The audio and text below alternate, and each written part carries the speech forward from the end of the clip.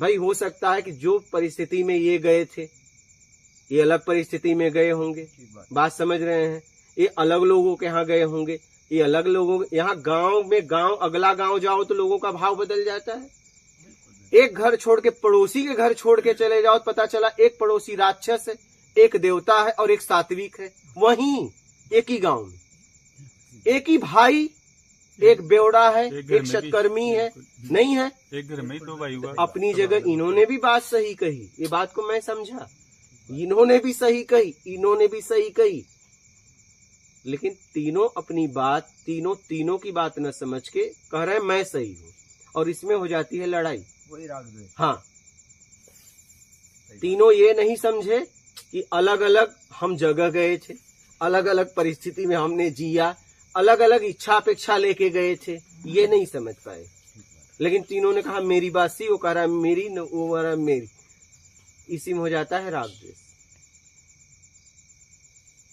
और हम इतनी देर इसलिए बोले कि उनके लिए बोले, आपके लिए तो बोले ही नहीं, आपके लिए तो मना कर दिए सीधा सीधा। लेकिन वो कोई साधारण यात्रा नहीं कर रहे हैं। नर्मदा परिक्रमा करना कोई साधारण यात्रा नहीं है, घूमने वाली यात्रा नहीं है, ये तपोभूमि है, ये निर्विकार होने के लिए किया जाता है। ये आखिरी यात्रा है जीवन की, नर्मदा परिक्रमा। आप अध्ययन करिएगा, आपको पता चलेगा, ये आखिरी यात्रा जिसे निर्विकार होना।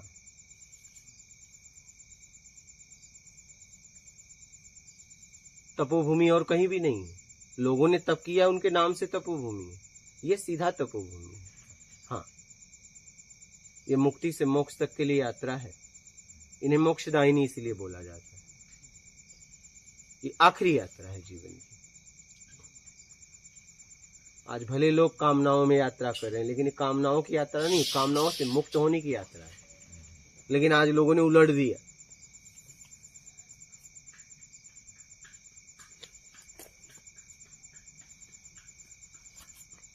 समझ रहे हैं? इसलिए सोच समझ के यात्रा करो। पहले जहां गए हो पूरी तरह उस सिस्टम को समझो, समझ रहे हैं? फिर आपको लाभ होगा। क्या होगा? जब उसमें जियोगे, क्योंकि कोई अगर सिस्टम बनाया है कुछ समझ के बनाया है, फिर आप उसमें जियो। जब उसमें जियो, अगर आपको लगता है कोई कमी है, अगर आपको लगता है इतनी प्रबल बुद्धि है, तब उससे बैठ के सलाह दो कि आपका सिस्टम मुझे ठीक लगा, या इसमें थोड़ा सा ये अगर और कर दिया जाए। वो एक सलाह होता है, क्योंकि ये व्यक्तिगत किसी का आश्रम या कुटिया नहीं है, ये आप लोगों का है। क्या? ये आप लोगों का है, आने वाली पीढ़ी का है।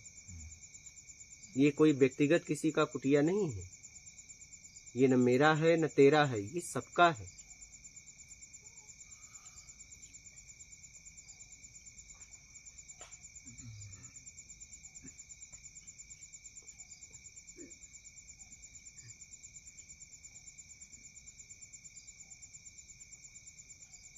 तो इसलिए सोच समझ के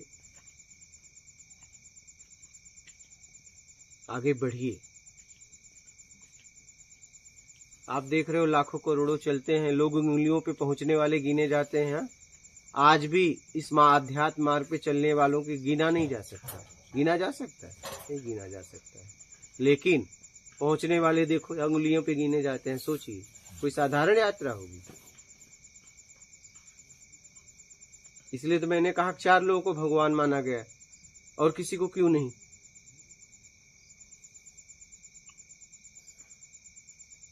पृथ्वी पर 4 ही लोगों को भगवान माना गया, राम, कृष्ण। लोग बुद्ध को मानने वाले हैं, महावीर को मानने वाले हैं। कोई इनको मानता है, कोई इनको मानता है, लेकिन और कोई है? क्योंकि भगवान वही जिसके पास सब कुछ है।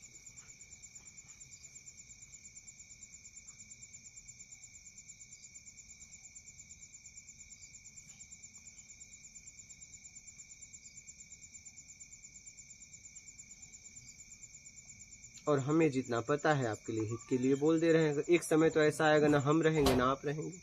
हाँ, जिंदा या मुर्दा। या तो जिंदा हम एक दूसरे को छोड़ देंगे, या तो एक दिन शरीर आप छोड़ोगे या हम छोड़ेंगे। संयोग है तो वियोग है,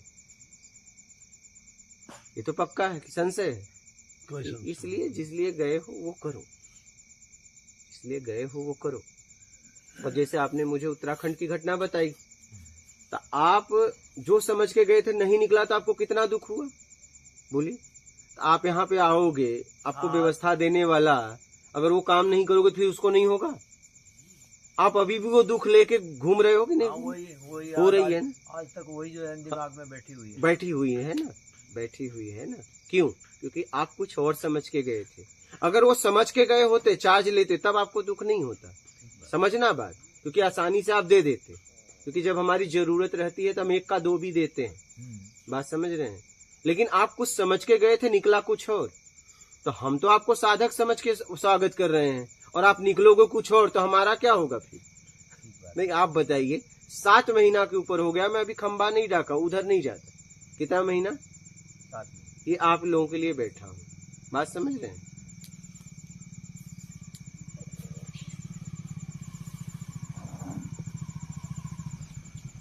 इसलिए सोच समझ के यात्रा करो, आगे बढ़ो, ठीक है?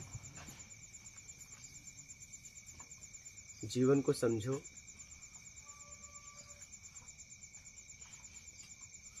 अभी ये बालक है, ये बालक पुलिस में है। ये इसे इंदौर से अभी कंबल एक दिन लेके आया, रात को वहां से ड्यूटी किया, रात को यहाँ पे 1-1:30 बजे पहुंचा कंबल लेके। 100 किलोमीटर के ऊपर है, बाइक से आया, कंबल दिया, सुबह निकल गया। आप सोचिए क्या?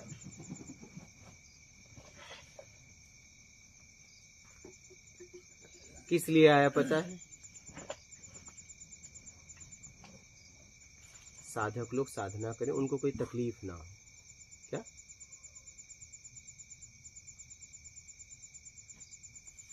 आपको भी साधक की तरह रहिए, उसका लाभ लीजिए। आपके पीछे कोई मेहनत कर रहा है, लगा है। बात समझ रहे हैं? आज परिक्रमा में ये जाते हैं तो लोग इनकी सेवा में लगे हैं, तो इनकी पर्सनल सेवा नहीं कर रहे हैं। वही आप शर्ट पैंट पहन के चले जाओ तो कोई नहीं खड़ा करेगा। ये साधक हैं, ये परिक्रमावासी हैं, इसलिए इनकी सेवा करते हैं। उन्हें पता है कि ये भक्ति कर रहे हैं, अभी कर रहे हैं नहीं कर रहे हैं, ये जान सही।